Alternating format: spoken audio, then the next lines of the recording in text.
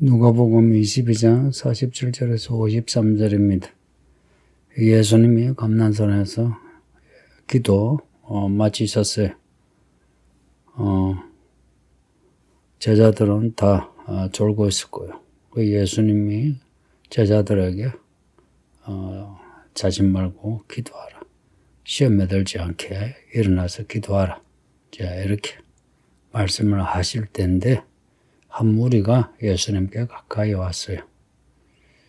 뒤에 보면 그 무리들 대제사장의 종도 있고 종들이 있는 거죠.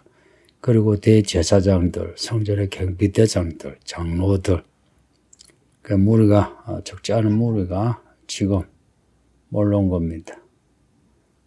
그들 가운데 가장 앞장서서 온 사람이 있는데 예수님의 제자 가룟 유다입니다. 가룟 유다가 앞장서서 와서는 예수님께 입을 맞추려고 가까이 합니다. 예수님이 하시는 말씀이 유다야, 너가 입맞춤으로 인자를 파느냐고 하세요. 유다가 온 이유는 앞에 우리가 봤지만 유다에게 사탄이 들어가서 예수님을 팔아 넘기는 겁니다.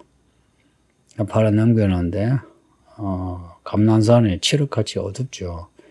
누가 누군지 모르잖아요. 그래서 유다가 예수님을 잘 아니까 예수님 그 유다를 앞장 세워서 유다가 기사한 사람이 낫사렛 예수를 하는 신호입니다. 이걸 예수님이 아시고는 너가 입맞춤으로 인자를 파느냐고 하세요.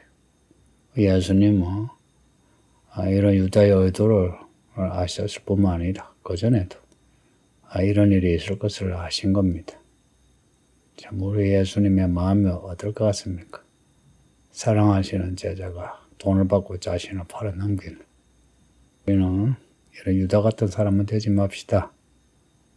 오늘날 적지 않은 교회 성도들이 돈이나 자신의 쾌락이나 혹은 자신의 성질, 욕망 때문에 교회를 팔고 예수를 팔고 믿음을 잃어버리고 있습니다. 교회는 다니지만 그러나 예수를 파는 사람이 적지 않습니다. 우리 예수님이 그 모든 것을 다 참으시는 거 보세요. 뒤에 보면 51절에 이것까지 참으라 말씀이 나오는데 예수님이 참으시는 분입니다.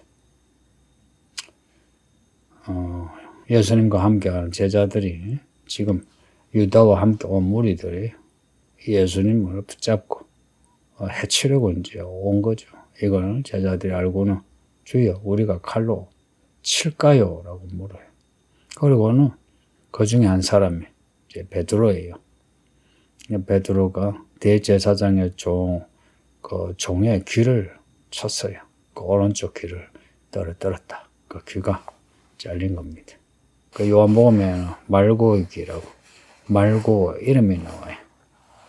예수님이 하시는 말씀이 참아라 그래요. 이것까지 참아라 하시고는 그 떨어진 그 귀를 다시 제 귀에 붙여 귀를 만져 낫게 하셨답니다.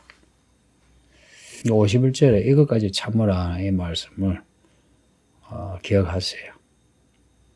앞에서 검을 준비하라. 겉옷을 팔아서 검을 준비하라. 말씀을 이렇게 칼로 사람의 귀를 쳐라. 그래서 검을 준비하라는 것이 아니었죠. 예수님은 지금 이들의 무게를 가지고 와서 예수님을 붙잡으려고 하는 것. 이것까지 참아라. 그리고 이것까지라고 할 때는 이 일까지도 되지만 사실은 지금까지 이제까지도 참아라 이런 뜻입니다. 하나님이 정하신 시간에 때가 있죠. 그 시간까지 참으라는 겁니다. 요한계시록에 필라델피아 교회가 칭찬을 받았잖아요. 그 칭찬받은 이유가 인내하는 믿음입니다. 요한계시록에 그 믿음에서 강조되는 그 모습이 인내인 거 아시죠? 예수님 오실 때까지 참으라. 이것까지 참으라. 이걸 예수님 오실 때까지 참으라 하는 겁니다.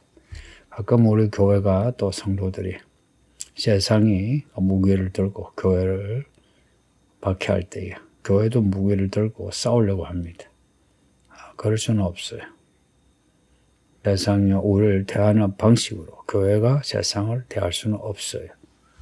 비둘기같이 순수하고 뱀같이 지혜로워라 할 때 우선되는 것은 비둘기같이 순수한 겁니다. 그럴 때에 뱀같이 지혜로운 지혜가 나오죠. 그럼 이 말고의 귀, 이 대제사장의 종을 지닌 베드로, 예수님에 대한 사랑이 대단하죠.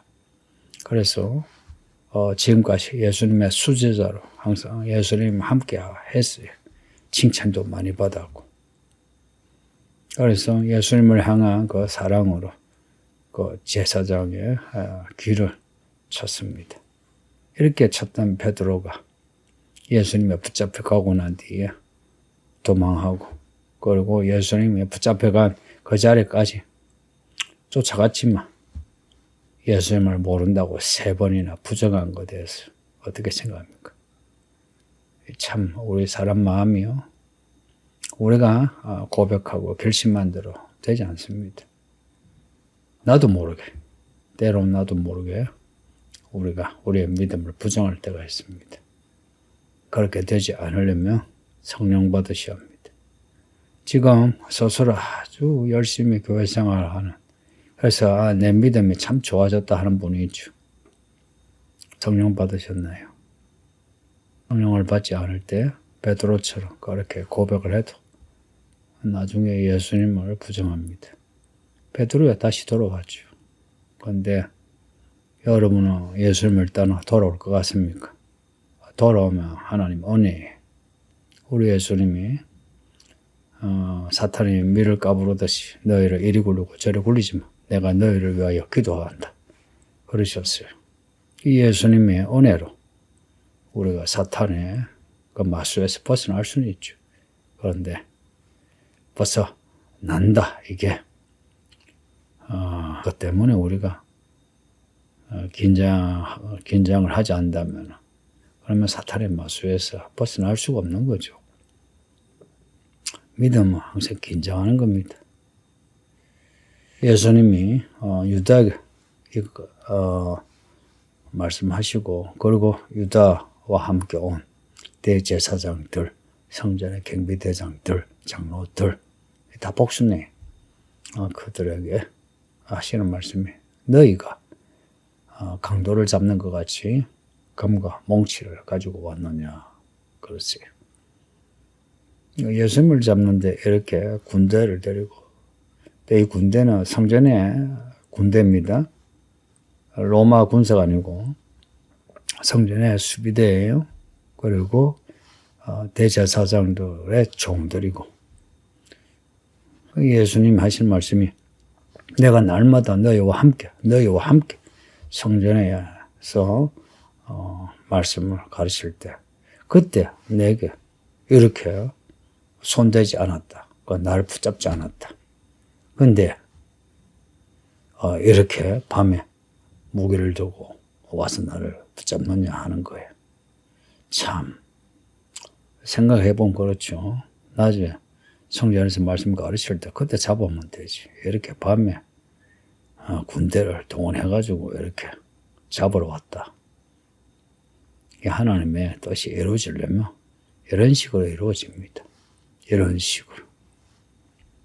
예수님이 재림하실 때도 이런 식으로 이루어집니다. 이런 식으로. 53절 끝에 보면, 그러나 이제는 너희 때요 어둠의 권세로다. 이제는 너희 때요 어둠의 권세로다. 그럽니다. 이제는.